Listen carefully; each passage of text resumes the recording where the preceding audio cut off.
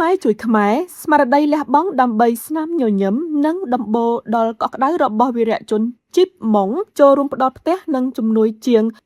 2.2 លានរៀលជូនអតីតយុវជននៅខេត្តបាត់ដំបងក្នុងស្មារតីខ្មែរជួយខ្មែរនិងការចូលរួមចំណែកក្នុងសកម្មភាពសង្គមក្រុមហ៊ុនជីបម៉ុងបានបង្ហាញពីការដឹងគុណចំពោះបងប្អូនអតីតយុវជនដែលធ្លាប់លះបង់កម្លាំងកាយកម្លាំងចិត្តនិងសាច់ស្រស់ឈាមស្រស់ដើម្បីបព្វហេតុការពារជាតិនិងទឹកដីកម្ពុជាក្នុងនាមជាសហគ្រាសក្នុងស្រុកដែលកាត់ចេញពីការខិតខំប្រឹងប្រែងរបស់សហគ្រិនខ្មែរក្រុមហ៊ុនជីបម៉ុងបានបញ្ជាក់ថាសកម្មភាពសង្គមនិងការចូលរួមជួយដល់ប្រជាពលរដ្ឋគឺជាផ្នែកមួយដែលក្រុមហ៊ុនតែងតែយកចិត្តទុកដាក់ជាពិសេសការលះបង់របស់វីរៈជននិងអតីតយុវជនត្រូវបានចាត់ទុកថាជាអ្វីដែលគួរឲ្យគោរពនិងដឹងគុណយ៉ាងជ្រាលជ្រៅតាមរយៈស្មារតីនេះជីបម៉ុងបាននាំយកអំណោយនិងការគាំទ្រដោយផ្ទាល់ទៅចូលរួមក្នុងពិធីប្រគល់ផ្ទះជូនអតីតយុវជនចំនួន200ខ្នងស្ថិតនៅក្នុងភូមិព្រៃសិនឃុំឆ្នាលមាន់ស្រុកគោះក្រឡ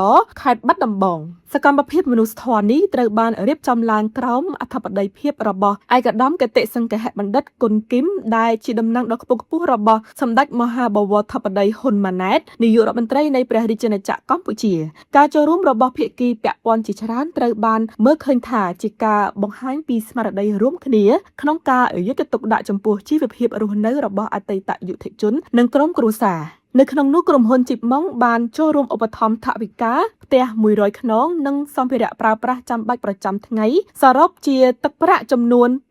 2.2 លានរៀលជំនួយនេះនឹងត្រូវប្រគល់ជូនបងប្អូនអតីតយុវជនដោយផ្ទាល់នៅថ្ងៃទី20ខែសីហានេះការផ្ដល់ផ្ទះចំនួន100ខ្នងរបស់ក្រុមហ៊ុនជីបម៉ុងផងនេះដែរបានចូលរួមចំណែកយ៉ាងក្រាស់ក្រៃក្នុងការផ្ដល់ជំរកដែលមានសុវត្ថិភាពនិងភាពកក់ក្ដៅសម្រាប់ក្រុមគ្រួសារអតីតយុវជនសម្រាប់គ្រួសារដែលធ្លាប់ប្រឈមនឹងការលំបាកក្នុងជីវភាពការមានផ្ទះសមរម្យមួយកន្លែងគឺជាមូលដ្ឋានដ៏សំខាន់ក្នុងការសម្រួលដល់ជីវភាពរស់នៅប្រកបដោយភាពថ្លៃថ្នូរនិងភាពសុខដុមរមនាជីបម៉ុងក៏បានបង្ហាញជំនឿយ៉ាងមុតមមថាដំបូលផ្ទះថ្មីនីមួយៗមិនមែនមានតួនាទីត្រឹមតែការពារក្រុមគ្រួសារពីកម្ដៅថ្ងៃ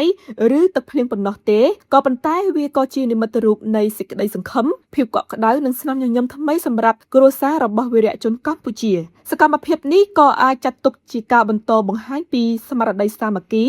និងការចូលរួមរបស់វិស័យឯកជនក្នុងការជួយសង្គមជាពិសេសគឺការរួមចំណែកជួយដល់អ្នកដែលបានបំពេញកាតព្វកិច្ចនិងលះបង់សម្រាប់ជាតិដោយផ្ដល់ឲ្យពួកគាត់នៅអ្វីដែលអាចជួយលើកកម្ពស់ដល់ជីវភាពរស់នៅនិងផ្ដល់កម្លាំងចិត្តឲ្យបន្តឆ្ពោះទៅមុខទៀត